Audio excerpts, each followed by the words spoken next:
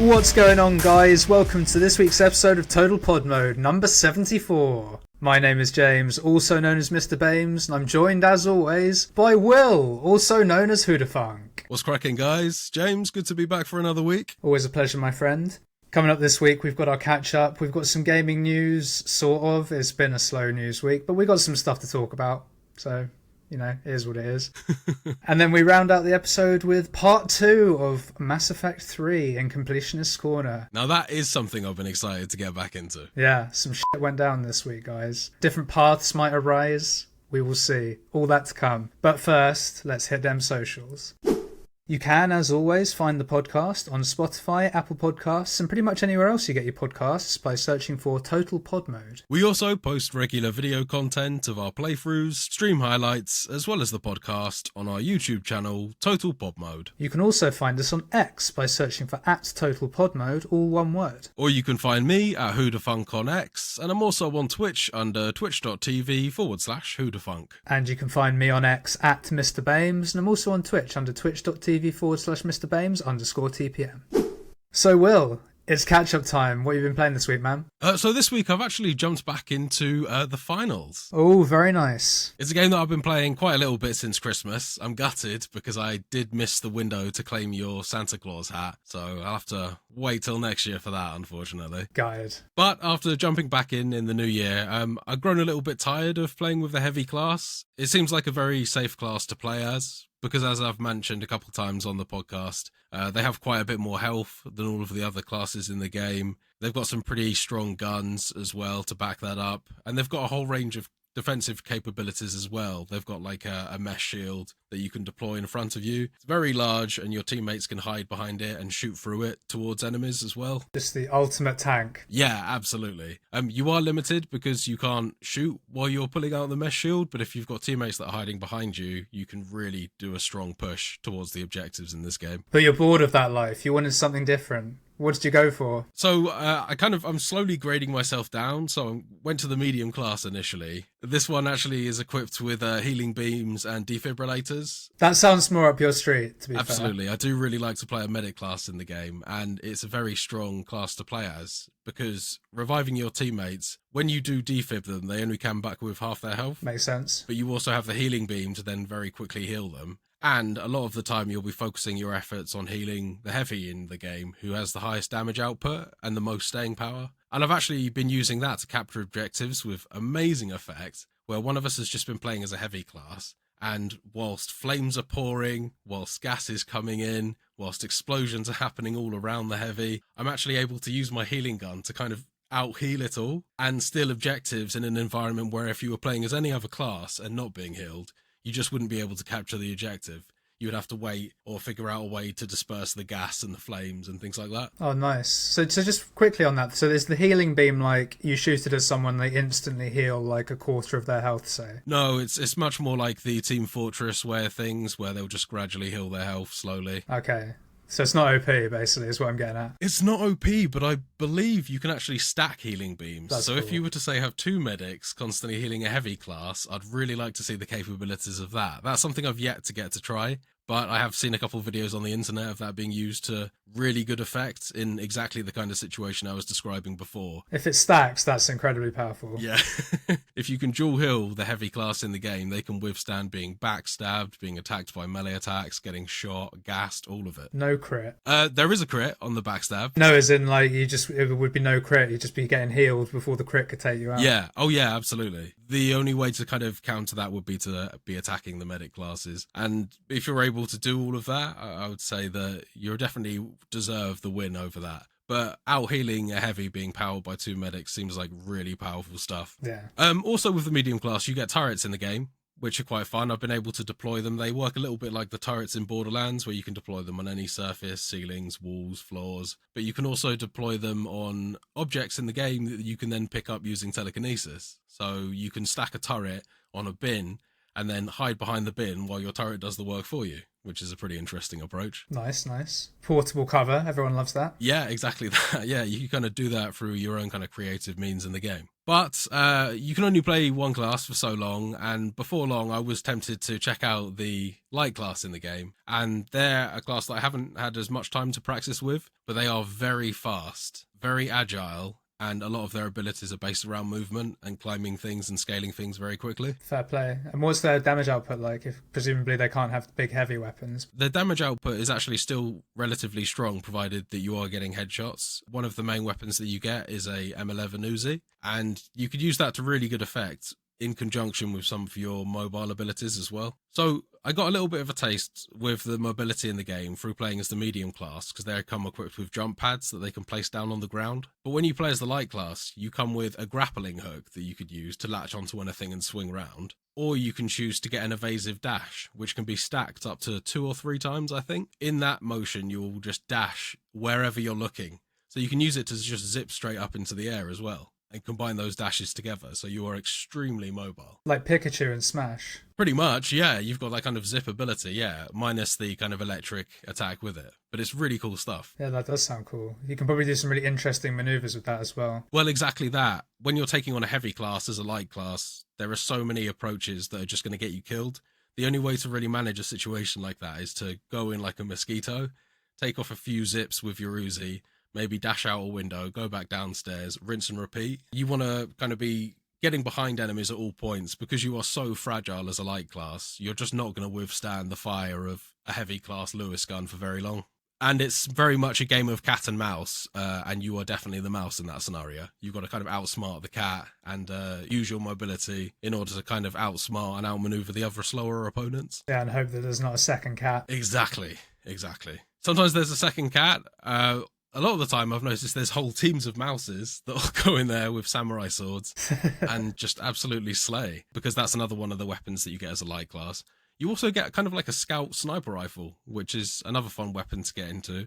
A lot of the gameplay that I play in this game is typically very kind of medium to close range, and I avoid that long range situations a lot of the time. I imagine you wouldn't want to in the finals, from what you've said about it. It seems like the traversal maneuvers are so good, and the destructible environments too. Well, I mean, that is the case, but with the light class as well, you can also use your maneuverability to secure really good sniping positions that would be more difficult to get to as other players. That's true. And although your abilities are somewhat lessened, if you're quite a conservative player and you don't want to risk getting shot, provided you're getting those headshots, you can definitely lend towards your team capturing an objective, provided you're smart enough with where you're picking your sniper spots. Yeah, you don't want to be somewhere like so far away that you can't go help, but equally you don't want to be somewhere so obvious that you just get killed. Yeah, absolutely. And with things like a grappling hook, the potential for getting trick shots is just unparalleled. Yeah, I bet there's some crazy people out there that have done some nonsense with that.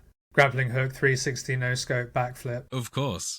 Through a window. Naturally. Parkour! Really fun game, man. I'm kind of slowly working my way through all the classes. I think I'll continue to dabble with all 3 of them, but I'm slowly unlocking the abilities in the game as well, having a really fun time with it. And if anyone hasn't given it a go yet, it's a free-to-play game, so couldn't recommend this enough. But that's me for this week, man. What about you? This week, man, I was inspired by one of our news stories last week. Oh, really? Yes. Because we were talking about Tetris. Oh, okay. I thought it would be fun to jump back into Tetris Effect and just fuck around. Set a new line world record or anything like that? I mean, I don't think so. Can you remember your highest score in the game? Oh, no, dude, my scores were atrocious because... Go on, man, lay it out there. I wasn't doing endless mode or anything like that. I was trying to do the quote-unquote campaign on expert. There's a Tetris campaign out there. Does it give you set blocks? It's no longer randomized blocks? No, it's Tetris, right? But it's basically a way that they can disguise the fact that there's so many custom tracks made for this game. They just want you to hear all the tracks. Okay.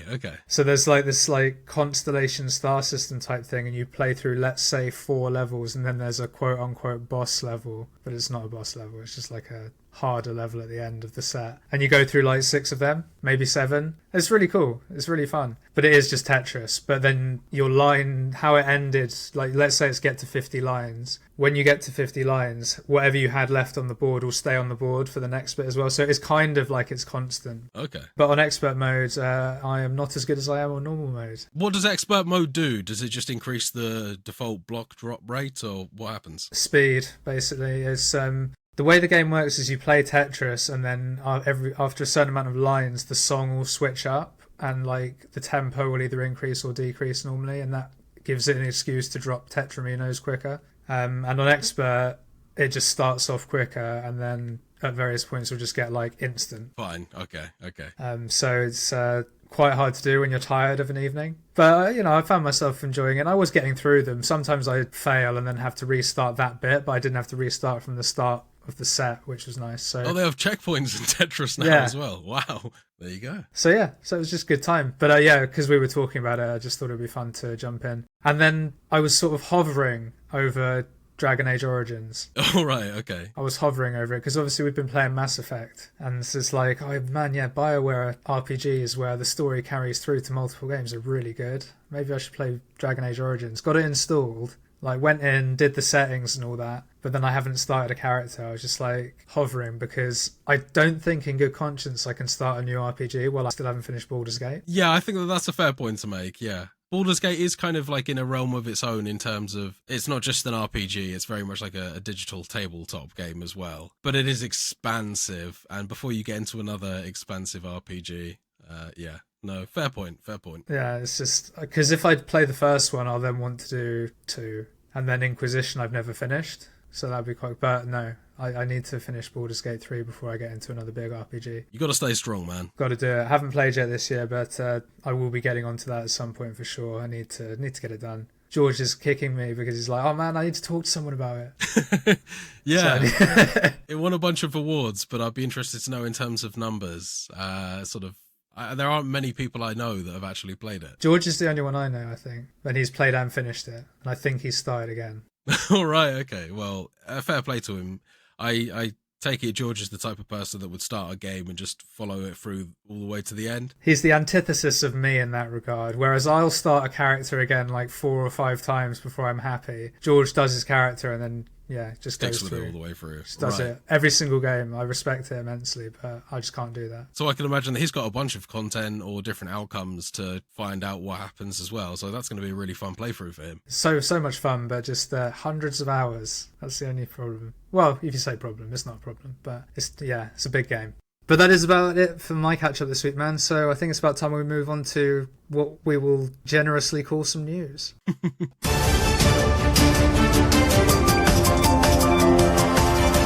So our first story this week. At Best Buy in Canada, we have had a PlayStation 5 DualSense version 2 listed, apparently with improved battery life. Yay! So the PS5 controller was initially released to large fanfare given the list of features that it had compared to other offerings on the market, including but not limited to its adaptive triggers and haptic feedback.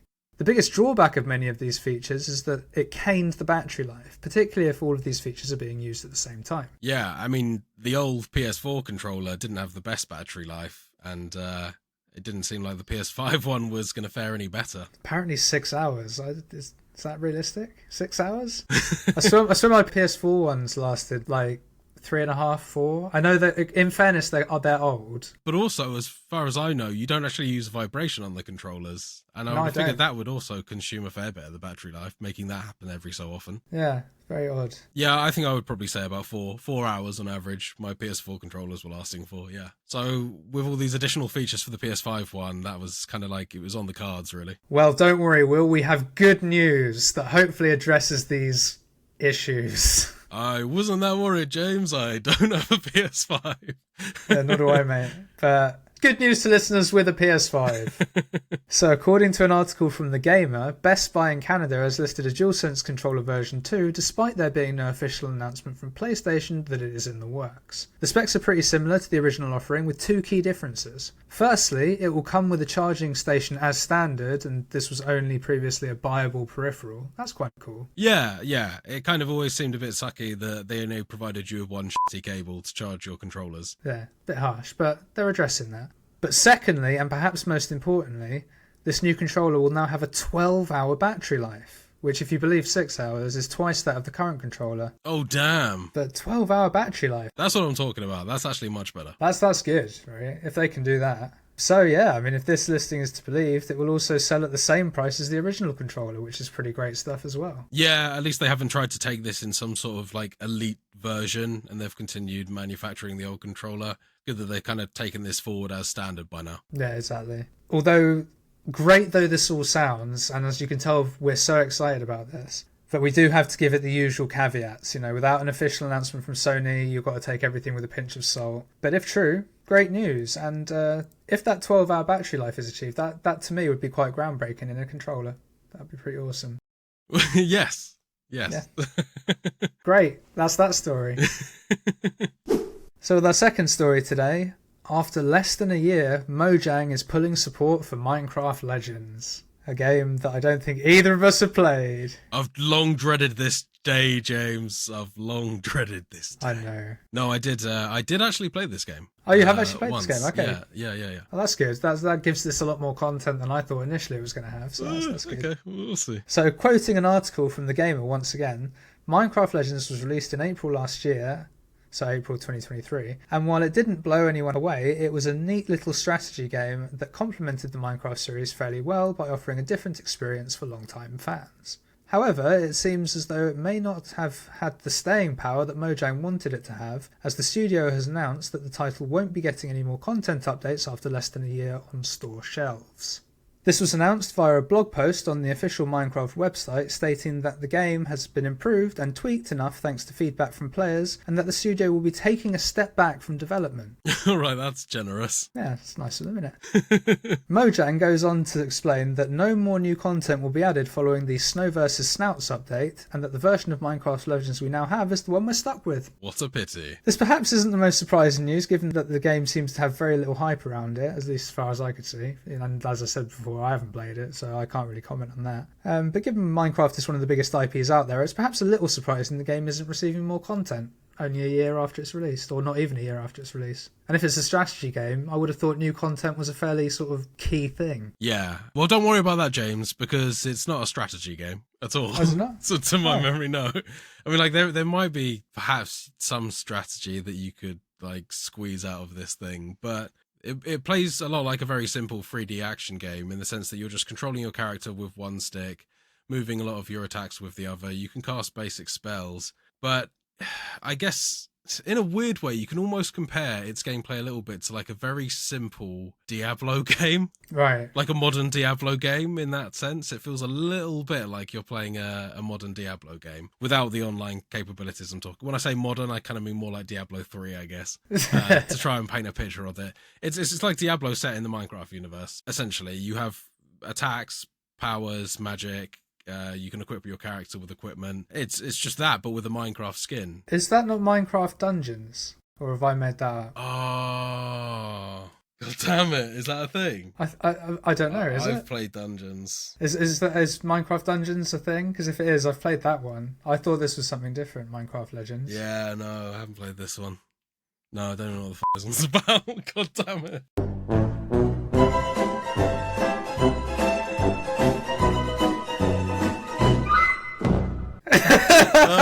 Okay. All right. Okay. Well, in that case, this whole article actually makes a whole lot of sense, given that I didn't even really... I did know of this one's existence. I just ignored it and confused it with Dungeons. That's better than me. I didn't know of its existence. Unless we covered it and I've just forgotten. So, moving on to the next article, I guess. And with our final story this week, one for Will, I thought. An upcoming horror game has serious PS1 Resident Evil vibes, Will, and although it says upcoming, that's a little bit not true because it's already out. Right, on certain platforms. But it's a new game though, right, James? It's newly out. 2021, 2020. Oh, okay. Yeah. So only 3 years ago. But... Right. But this is the worst news week ever. I know, man. This is going down the record as the worst news week. Yeah, full disclosure, like I couldn't find anything exciting that happened this week. Now, also full disclosure, we're recording this on a Thursday, so if something like deep happens on a Friday, don't hate us. Oh my god. Okay. You just have to wait a week for the news. Just turn off your internet, don't bother with any other games news sources, just wait a week for us, and then obviously turn on your internet again to listen to us, and then turn it back off again, and then just wait for the week. It's not a big thing to ask. Simples.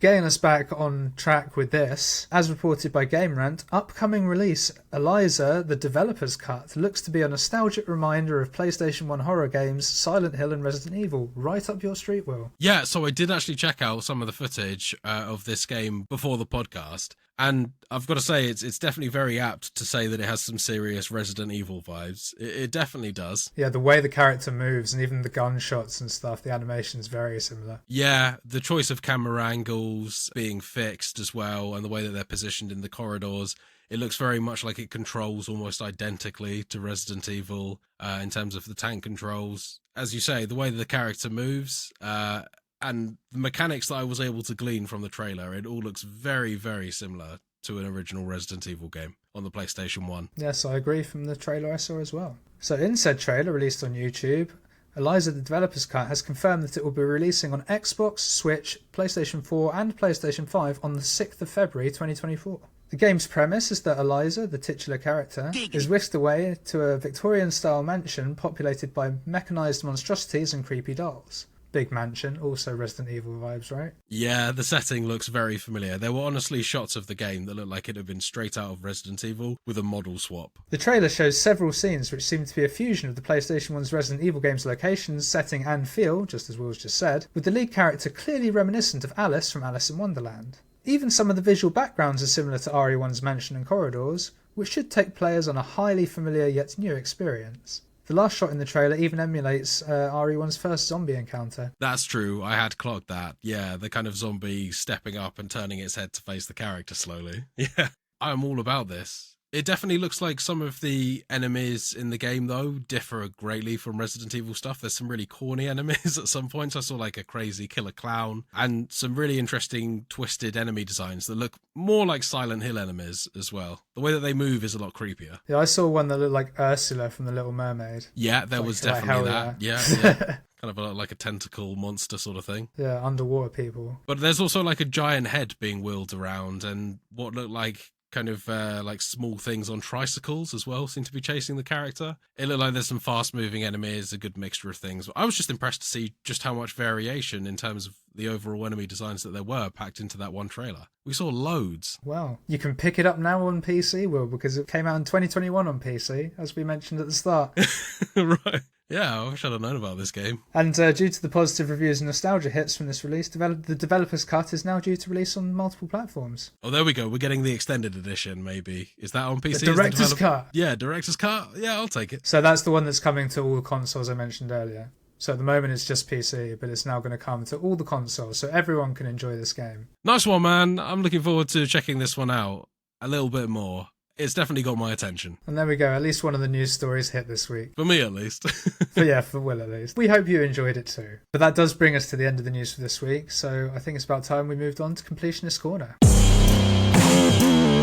we go for the Completionist's Corner.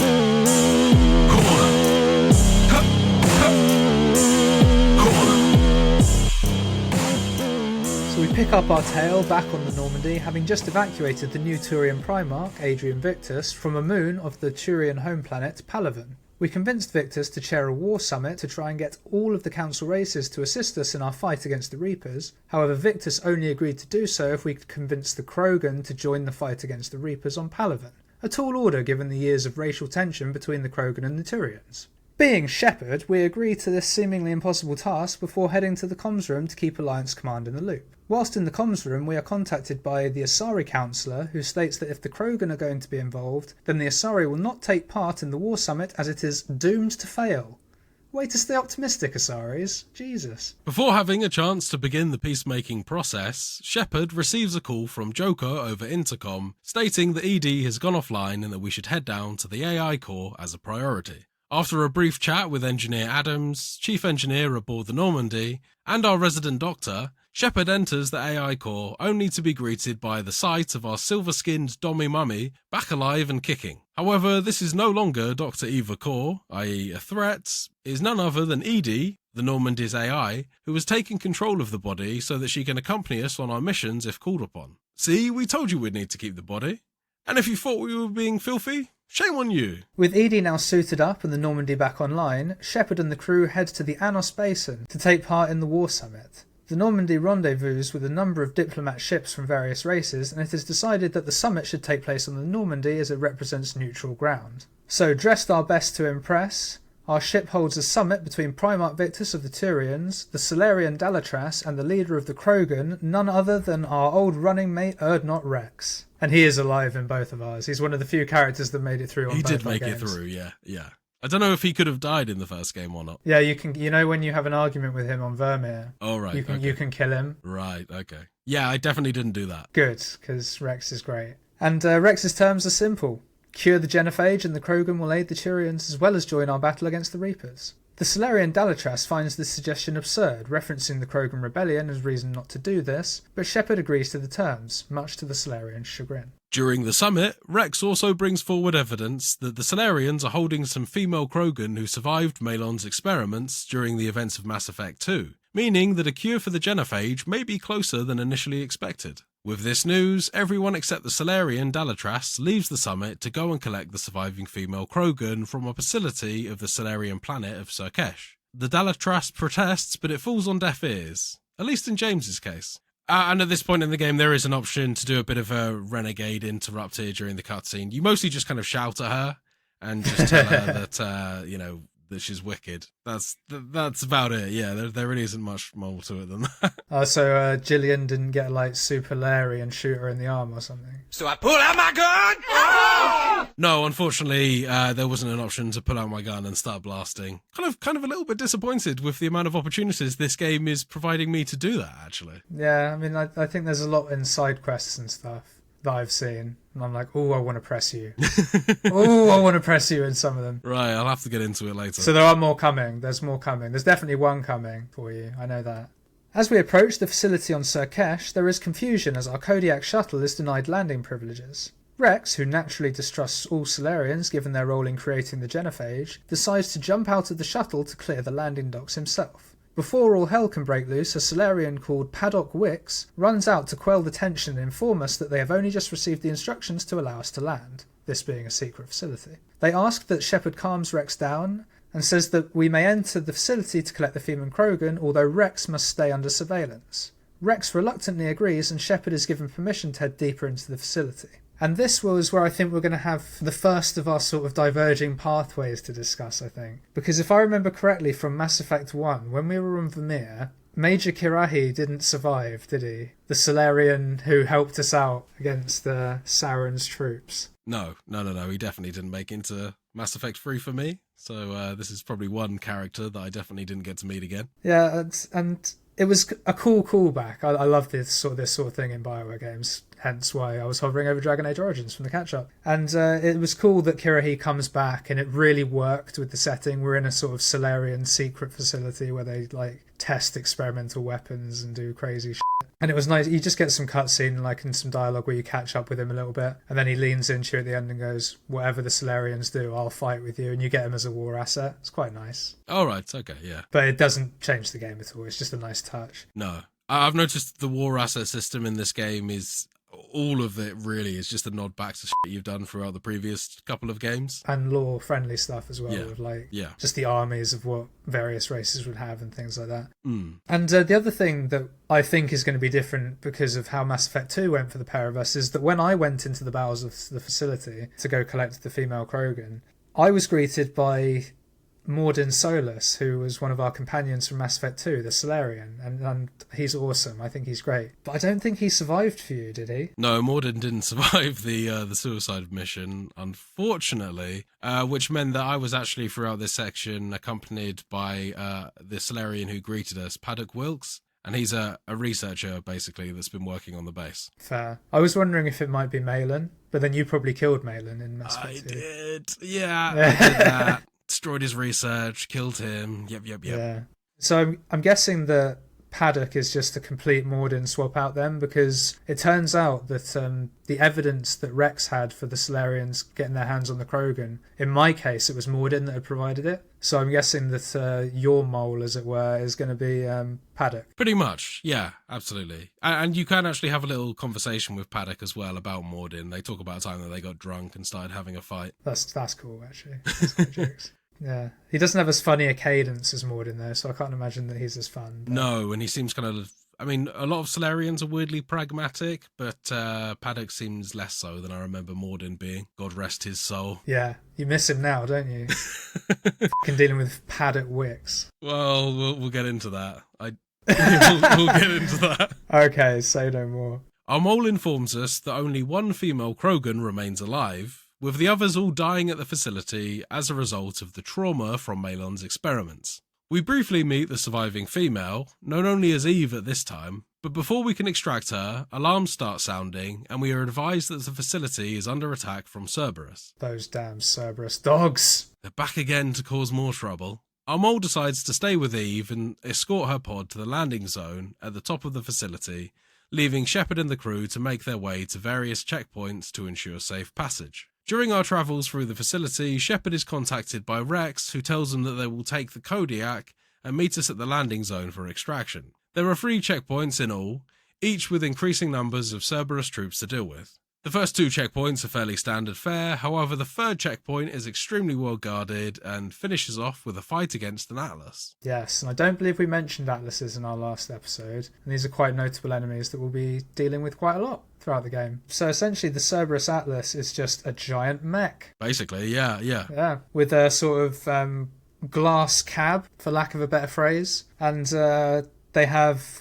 a fairly decent sized shield, like energy shield on them, and then they're just armour. A bunch of thick armour to cut through as well. Which I imagine as a biotic probably isn't quite as easy as it was for me, but I don't know if it gave you a problem given how you were having no issue with anything in the games before. Yeah, I because playing on this on hard mode, it might have had a bit more of a tough time, but it wasn't until a bit later on that I actually started having some real struggles. Things like this I absolutely eat up with the biotic powers. They're really powerful for things like shields and armour. Oh really? Fair enough. Yeah. I didn't know if it'd be that good against armour. Shields, like... It definitely is. I didn't know if it would be good against armour. I'm using I think it's called like the dissolve ability or something like that. Oh, you have a dissolve ability. Okay, that's cool. Not dissolve, it's you like rip apart the enemy at like an atomic level. And then obviously the Liara's electronic ability to punch through their shields as well. Yeah, that's fair. For me, it's just quite a simple case of, because I'm a sniper, you just aim at the glass and shields go in seconds with a sniper rifle, and sniper rifles are really good for armour too. Yeah. And then my main sort of spam ability, if you like, is Incinerate, which is designed for armour. Yes, yeah. So for me, it's no problem. But also with the sniper, you can probably do it with other things, but with the sniper rifle, if you can break the glass, and then you can just kill the driver, and then you can get in the mech. So Edie, who I took with me on this mission, she comes with Incinerate as well, and that was also another very useful ability for this fight. Yeah, I think Garrus has it, because he's an infiltrator as well. Oh, right, okay, yeah. I think he had, like, Flaming Shot in Mass Effect 2. Yeah, he's got armour piercing in this one, though. Right, okay. Very handy. So with the Atlas destroyed, Shepard is able to escape with Eve, our mole, and Rex, and return to the Normandy. Shepard has a brief call with Admiral Hackett, who provides an update on the construction of the Crucible, the Prothean Reaper destroying weapon briefly mentioned last week. And apparently things are going quite well. Good to know. Yeah. Is that the same for you? I presume it is.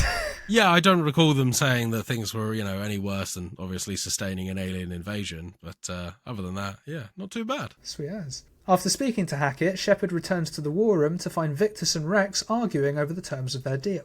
Rex wants the cure to be administered to all Krogan before he will send any forces to Palaven to assist the Turians. Our mole, which just for complete clarity is Mordin in my case, is it still Paddock in your case? It is, yes. Yeah, Paddock is back with us, yeah. Cool. So our mole, who will be assisting with creating the cure, explains how long it will take. Just enough time for us to complete a couple of side quests. He doesn't obviously verbalise it like that, but that's basically the gist of what's going on. And conveniently, we're actually at this point given a side quest by both Victus and Rex.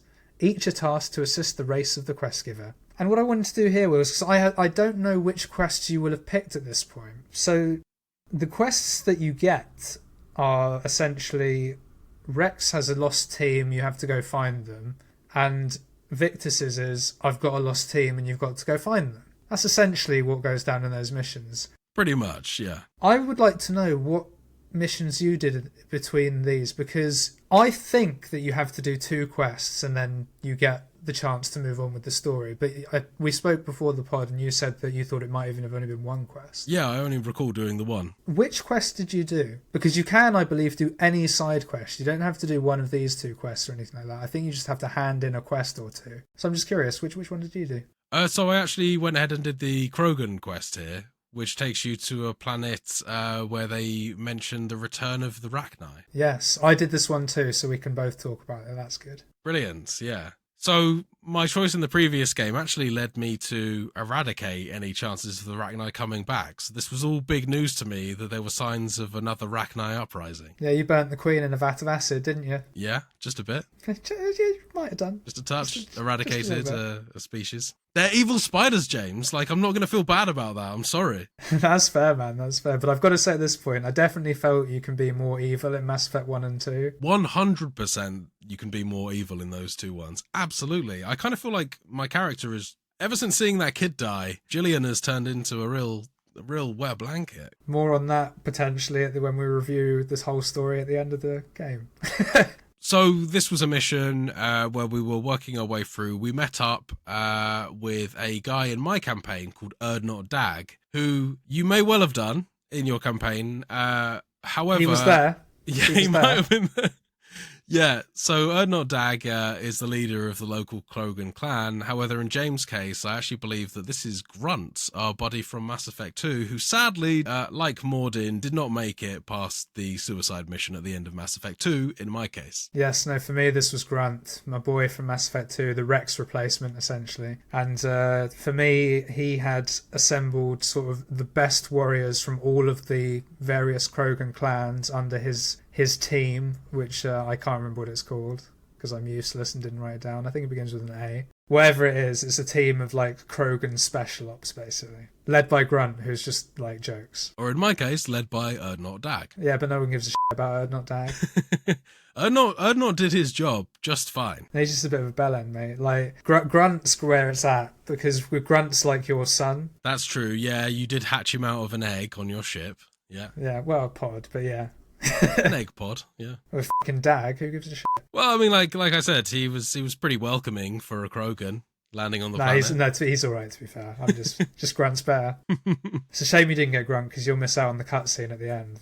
Well, unless Dag does it, I suppose. Yeah, maybe. We'll see, I guess. So as the game progresses, we get separated from the Krogan team.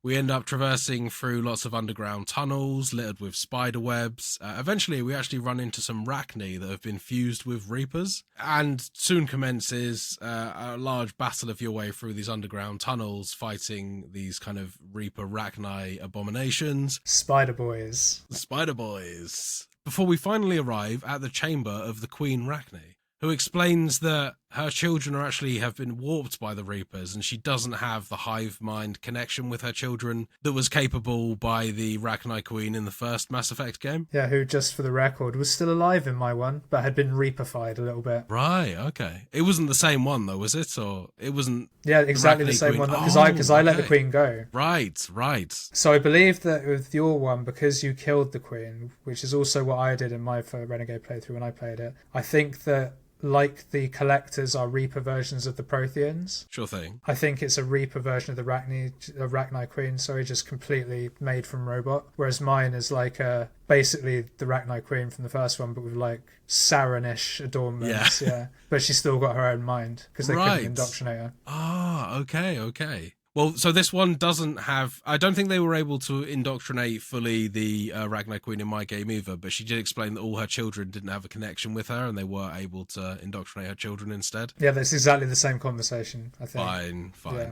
Okay. I just get a little bit of added flavour of like, you promised you wouldn't do this. And she's like, I kept my word, but the Reapers found us. And I was like, oh, fair enough. So as the mission rounds off to a close and we're getting down to the final confrontations, I actually decided to save this new Rachni Queen abomination and let the Krogan clans meet their demise during the course of this mission. And it seems pretty heartless, but I just figured this was the most kind of chaotic thing to do, was after deciding to end the Rachni race in the first game, I would decide to team up with a Reaper version of one in Mass Effect 3. I really hope that doesn't come around to bite me in the ass. And did Dag survive? I don't believe he did.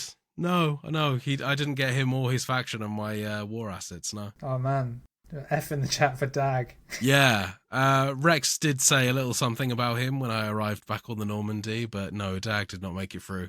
He died well, I think is what Rex said. Fair enough. Well, do you want to know what I did? I assume you went back and saved the Krogan team. You assume incorrectly. Oh, well, did you do the same? For the second time in this universe, I saved this Rachni Queen. Right, okay. She's meant to be the last Rachni Queen. I didn't want to exterminate a race. I felt that was more Paragon.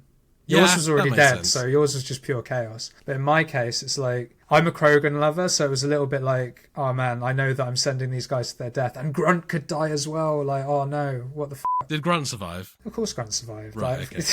Fair enough. Of course Grunt survived. And what was nice is you then like fight out and you just sort of get back to the Normandy and jobs are good, right? In your one, you probably just jumped straight on the shuttle and went back to the Normandy, I assume? Yeah. I got a really cool cutscene where Grunt was like, I'll hold them off, you go. And I saved all my crew and that. And Grunt's there, he's killing all these Rachni, he's just killing them all, and then he jumps off a cliff with a bunch of them. Oh, right, okay. And you're like, oh god damn, he's Grunt's dead. Yeah. But then he, just before the shuttle takes off, he comes out just covered in blood, looking knackered, but he's like, yeah, get saved. And Grunt becomes a war asset, but I didn't get any of the rest of the Krogan crew. Same thing as you. And Rex was like, yeah, Grunt survived because he's a badass, and was like, thank you for keeping hold of him, sort of thing. Right. So I really got no heat from the Krogans for it at all. No, you did well there. I didn't either. I definitely didn't let it get back to Rex that I'd abandoned the squad. I just made that decision in that moment quietly amongst my squad mates. It's all good. Worked out. All good. Yeah. I'm keeping Rex on side, but at this point I'm massively just using them whilst simultaneously betraying them. Yeah, whereas I'm actually trying to be a friend to the Krogan for the most part. And I believe that's the only quest you did before we moved on, right? Yeah, that's right, yeah. So I'll just very briefly say, because I actually also did the other quest, the Turian quest. Not as cool necessarily in terms of storyline as what we've just discussed. There was no there is kind of a choice at the end of it. But essentially you just fight your way through, you're on Tuchanka. Oh yeah. And you fight your way through loads of Cerberus, and I think it was Cerberus, this one. It might have been Reaper forces. To find us a Turian special ops team who were doing something on Tuchanka. Right. Turns out it was led by Victus's son. Oh, damn, okay. And basically the long and short of it is that years and years ago during their war with the Krogan, the Turians had planted a bomb on Tuchanka. Right. Cerberus have uncovered it and they want to detonate it, and basically they're there to try and stop it. Yeah, that makes sense. Yeah. Being the Paragon guy, you probably don't think that's a good idea. Well, it's stop it or set it off, right? Oh, okay, there's a choice, is there? Excellent. I believe there was a choice, but there was only one choice for Julius, the Paragon. I was going to stop that bomb from destroying Tuchanka, but that's not actually part of this quest. This quest is just you save them, and then you get a second quest after that, which is go defuse the bomb. Right, okay. And I did that as well. I went and did it straight away, defuse the bomb, and basically what that does is it gives me some more Turian support, and also means that I keep most of my Krogan army at the end because the bomb doesn't go off and destroy half of them. Oh, okay. But I did that straight away because I believe that you have a certain amount of time to do it before that bomb goes off. I don't know what it is. It's a number of missions. Could be 2, could be 3, could be more. I don't know. Fine. But I just thought, bomb, I'm going to do this straight away. Yeah. But I'd actually gotten the cutscene that we're about to talk about before that. I just did that before going and doing the mission that we're about to discuss. Right, sure thing. After completing our side quests, our mole, either Mordin or Paddock, comes to talk to Shepard on the Normandy. He explains that using tissue samples from both Rex and Eve, he has been able to create a cure for the genophage, which we will need to be dispersed across the Krogan home planet of Tuchanka. The most effective way to do this will be to use a tower on Tuchanka called the Shroud, a tower built by the Solarians way back when to help clean up the atmosphere on Tuchanka. Also, side note, it was actually used to initially spread the genophage towards the Krogans as well. So, pretty nefarious of the Solarians there to install something to say that, oh yeah, it's just here to clean up the atmosphere. By the way, we're also preventing your ability to reproduce. Good guys. Just it's a side thing. You can breathe much better, but your race is doomed. Anyway, En route to Tachanka, we learn that a Reaper Guardian is already at the Shroud and is using it to poison the atmosphere. Shepard and their team formulate a plan where Krogan troops, along with Shepard, will attack the Reaper by ground, whilst the Turian Air Force will attack by air, hopefully distracting the Reaper long enough for Shepard to get to the tower and disperse the cure across the planet. As we are about to leave, Shepard receives an urgent call from the Solarian Dalatras, who explains that when the Shroud was built, the Solarians deliberately tampered with it to ensure that what we are about to attempt could not be done. Very nefarious, just as you said. She offers us significant Solarian support in exchange for us using this knowledge to ensure that the cure is not successful. The call ends and Shepard joins their crew on the Kodiak to head down to Tachanka. Just out of interest, Will, because at this point we're actually given a chance to come clean on the shuttle. It gets interrupted. But did you just be like, nah, because you're a renegade? Yeah, I just kind of palmed off. Shepard is staring there looking a bit troubled, and you're offered to come clean right then and there. And I just said, I'm just thinking about the stuff back on Earth. You know, it's a tough time. I definitely didn't mention that there was any sort of sabotage about to happen or anything like that. And at this point, I was pretty committed to following Dalatras's plans to sabotage the whole thing. Yeah, exactly. Well, that's for you. Yeah. That's not how I went about it, but no. I don't know if it's the same with your one. My option was to come clean, but I didn't actually get a chance to say anything because then the shuttle got, attacked. And then we started landing, so nothing actually happened with it, but just interested there. And as I say, as soon as we landed, Reaper forces began attacking our team, but between us and the squads of Krogan we're rolling with, these husks didn't stand a chance. It was a bloodbath, it really was. A biotic bloodbath, in my case. We begin travelling in a large Krogan land vehicle called a Tomka towards the Shroud, and at this point we are prompted to either reveal the sabotage, allowing our mole to adjust the cure, or keep Sturm, pretty much ensuring that the cure will fail. And at this point I did choose to come clean, and I was able to come clean, and Morden was like, I'll adjust my calculations, and Rex and Eve were like, you the best. You're sure just the thing. best. Right, okay. What happened with you? Well, again, I just deflected and said that I wasn't preoccupied with anything, and just let the thing play out. You were just like, yeah, cool. Yeah, that's right. Yeah.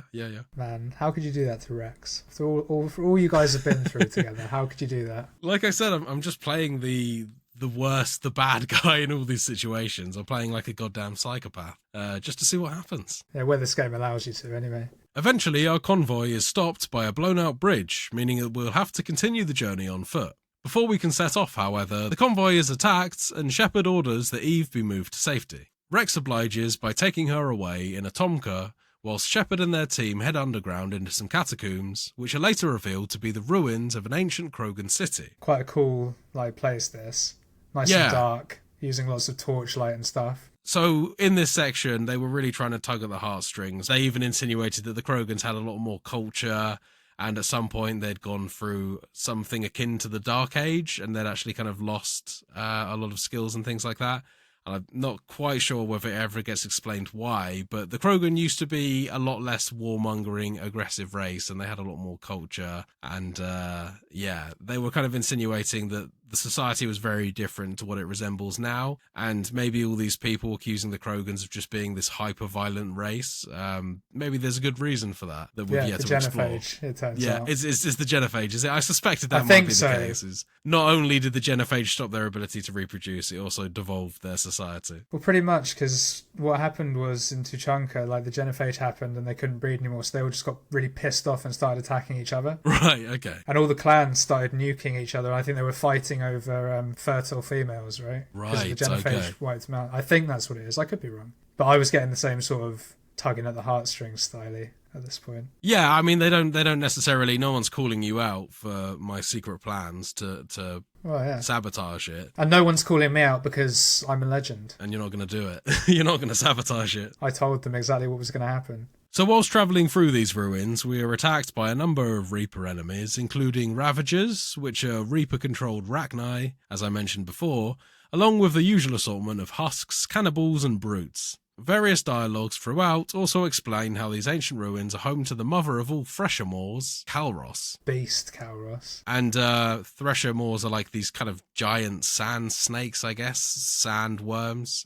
Calros being these the most people giant. know, they listen to the Mass Effect 2 rundown, they know what a Thresher Maw is. Well, I mean, so imagine our regular Thresher Maw, Calros is the biggest of them all. Yeah, bigger than the one we fought into, significantly bigger, and that one was big. 100%. Eventually, Shepard's squad make make it back out into the open, only to be greeted by the sight of the Tomka convoy being chased off by Calros. Quite fun, just jumping in and out of the sand. You can hear Rex inside the Tomka convoy, sort of taunting it at that point. Yeah, very funny. But I think the Calros does eventually get his brother Reeve, though. Sad times. But Reeve was kind of a bellend, so it's kind of alright. The squad soldiers on and eventually makes it to the foot of the shroud, which it turns out has been built atop the ruins of an old Krogan battle arena. Getting to the shroud will be no easy feat given the Reaper Guardian is still guarding the entrance and now knows that we're here. The Krogan ground team and the Turian Air Force distract the Reaper for long enough to give Shepard and their squad enough time to advance into the arena, where they decide the best course of action will be to summon Calros to the arena using ancient Krogan Moorhammers. So convenient once again. Video games. Gotta love them. Shepard fights their way through waves of Reaper troops, but is eventually able to activate both Moorhammers. This was a bit that I got really, really badly stuck on. Really? I was dying for ages to this bit because I didn't understand that the shadow that appears on the ground, I didn't see the shadow at first. So I was just running around wondering why I was dying all the time. And I thought it was something to do. I kept on looking up at the Reaper craft, trying to avoid its legs as they come smashing down into the ground. And I was trying to almost outmaneuver it because if I noticed that if it raised its right leg, then its left leg was planted, meaning that if I ran to its left leg, it wasn't about to crush me. And it actually worked to some success. I did have some success with that plan, but eventually, after so many deaths, I finally spotted that the shadow was appearing in the area, and you actually just had to stop running at certain points. I was always running too far in without stopping and just dying so repeatedly in this section. Fair enough. I am an infiltrator, so I used my tactical invisibility and just sprinted to each hammer. So that is the technique that I did use eventually. I didn't actually need to use invisibility. I just ignored the enemies, ran past them and rang both hammers after I understood what I needed to do with the legs. But I died a bunch on this, and a lot of those deaths weren't even to the enemies in the area that are quite tough. This was just purely down to the Reaper smashing me time after time. Really frustrating. I can imagine, man, but because I was just sprinting, I didn't even see that attack, really. The enemies were, like, there was a lot of them. I'm playing on normal, not hard, so I'm sure it was tougher for you, but there were still, like, brutes, Ravagers, all that good stuff kicking about. But I think at one point there was 3 brutes on my screen. That's right. Yeah, no, it was a similar kind of thing to there. They're just way more deadly, I think, in hard mode. Yeah. But just very quick this was for me. Yeah, I must have spent like 15-20 minutes on this section. I understand. I totally do, because you want to fight, don't you? But just well, that was my first couple of attempts, but then it was the dying to the Reaper claws every time, hitting into the ground. That was the thing that made me stop and decide, you know what, I'm not actually going to even bother trying to fight this once I'd figured out the technique.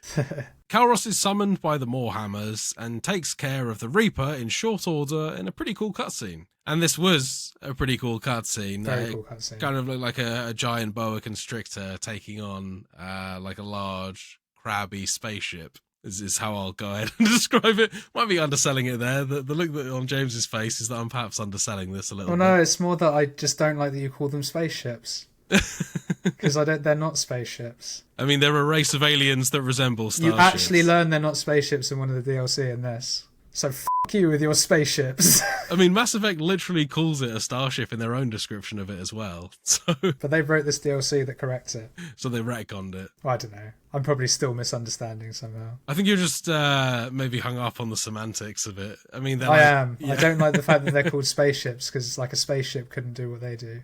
But either way, cool fight. The resulting fracas damages the Shroud, as well as meaning that the mission is now time critical. Shepard and Ormol rush to the Shroud, and the consequences of our prior actions, both in this game and the previous 2, have a major impact on what happens next. Yes, so please tell me, how did this play out for you? What happened? What went down? So, I met with Biotic.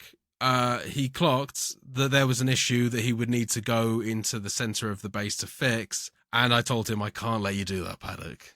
And at that point, I pulled my gun out, had a bit of a conversation with him, but was unable to convince him to stand down, even though he had a gun pointed at him. He turned his back on me and tried to make his way down, at which point I promptly shot him in the back a few times. Wow, so you did get to be evil in this game, finally. Real villain shit in this one, yeah. Finally got a chance to be evil. And it felt pretty satisfying in the sense that I'd been so held back, it felt like, up until this point. So yeah, no, I was actually...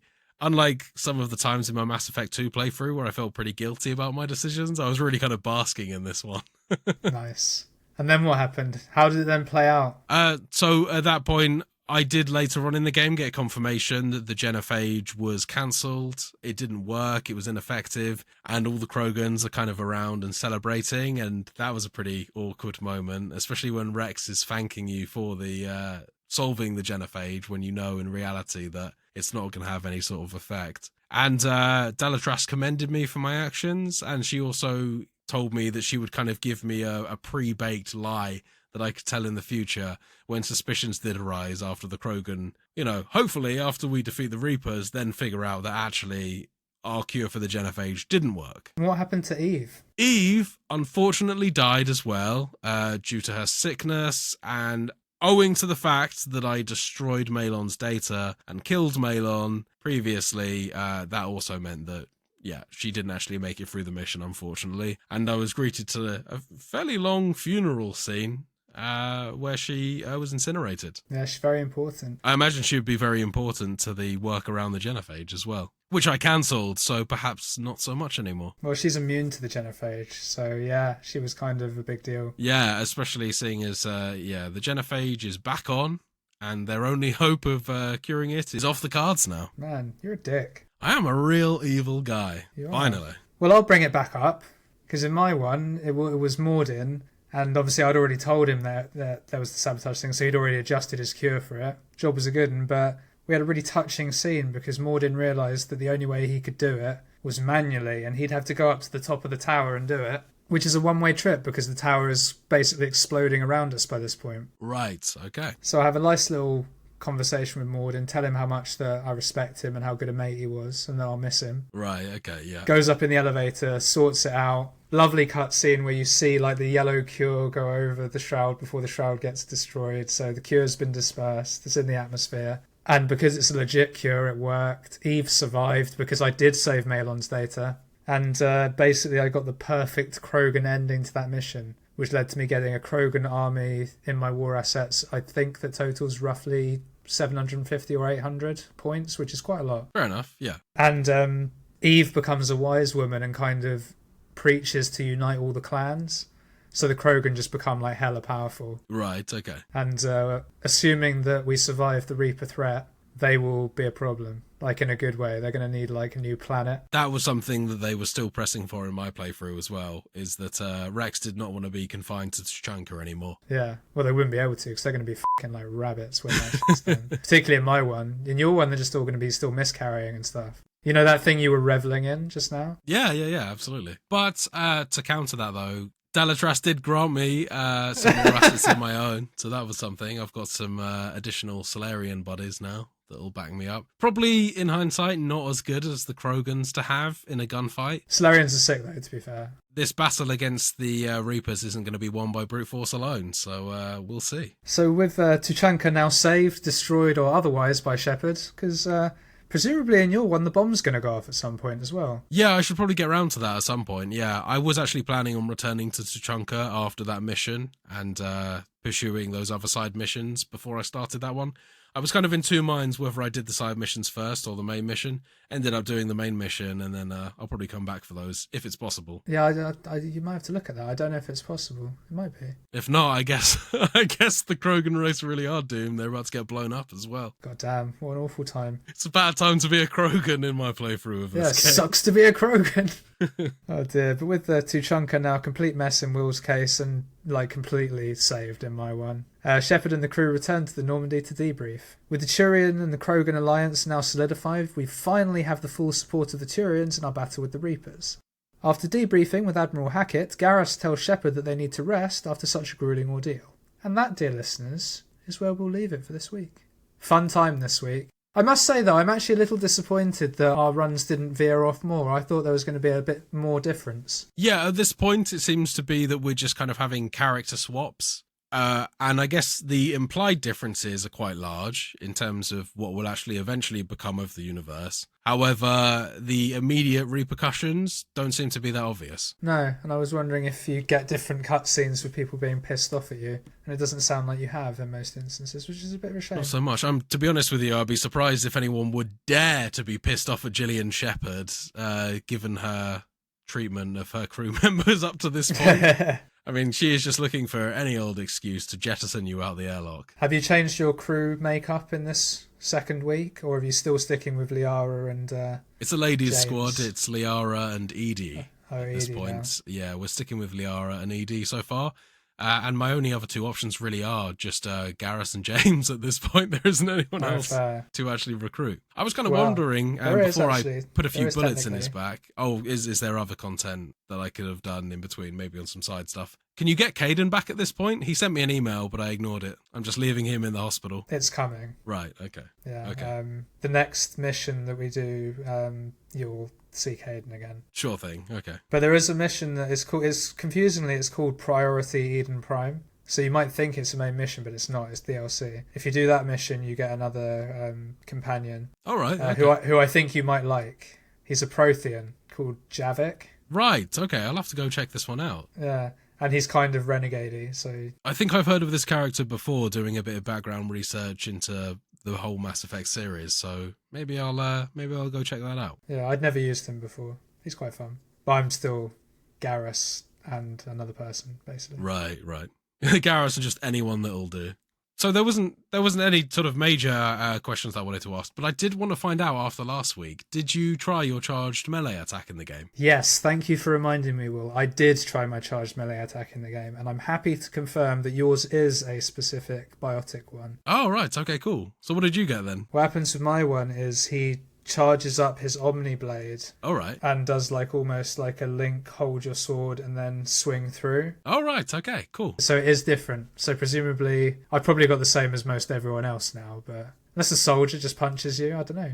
Because I have got an Omni tool because I'm an infiltrator. Yeah, maybe, I don't know. Maybe it's just like a hard, heavy punch, I don't know. But I've got like a big sparky blast that sends them flying, which is, I've actually found very useful for avoiding getting surrounded by the husks. Yeah, that's a good shout. Mine doesn't really do that. Does it have knockback? I'll use it more as a finisher, so I don't know. Yeah, it's very satisfying to finish an enemy with these charged attacks. Exactly, but because I'm a sniper, I don't really get close to people a lot of the time. What I like to do is I like to use my singularity to get them hovering in the air and then use the charged melee attack to send them out the park. Yeah, that's fair. That sounds jokes.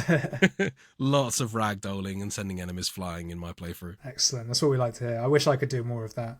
Leave that to Liara. Yeah. Although you can take on an additional ability, like a special one that your companions give you when they like you enough. I didn't know that. That's cool. Oh, okay. Well, there's the thing where you kind of like in Mass Effect 2 where you can take an ability if they like you enough, if you get enough reputation with them. And one of them, I can't remember whose, it might be Javik. His like a blast of biotic energy. Like it's just like a beam. Sure thing. Kind of like Moonlight Greatsword beam, where you swing at it and it comes out your hand. That's cool. And that's quite fun. I don't know if I'll convince any of my crew to like me that much in this playthrough. No, maybe Edie, because it sounds like you're crushing on Edie a little bit. You're like a little Joker. bit. We'll see. Yeah. I mean, Joker seems to be borderline sexually harassing Edie in all my conversations with him. I feel like that is definitely like a lawsuit waiting to happen. I need to reel him in a little bit. Well, you say that, mate. In my one, they're dating. Oh, right. Okay. Oh, well, maybe that's just because you've interacted with them a little bit more, but at the moment... Yeah, and I convinced him to ask her out, and I told her, yeah, you should go for it. Right, okay, fair enough.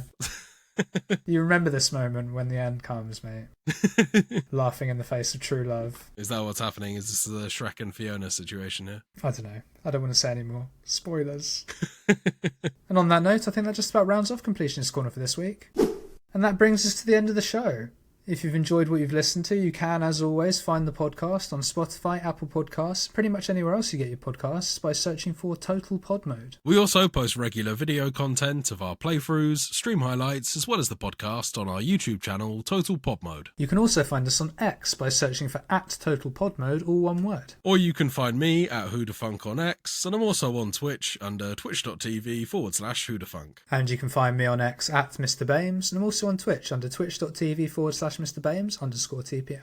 And please do check us out on those social media platforms. Drop us a like, drop us a comment. We'd love to hear from you. 5-star ratings if you wouldn't mind. It really is the best way to support the channel, and it is greatly appreciated. Thank you to all those who have already done so. We respect you guys. You're good people. Yeah, I just wanted to say a really big thanks this week. I've noticed a couple extra follows on Twitter, a couple extra follows on Twitch as well. It's all hugely appreciated. It's one of the best ways to support the podcast, and we thank you very much. And if you'd like to check out how the adventures of Gillian Shepherd are progressing in Mass Effect in a more visual format, you can do so over on our YouTube and Twitch channels. So with that, we're at the end of the show. We'll see you next week, everyone. Take care. Goodbye. Bye now.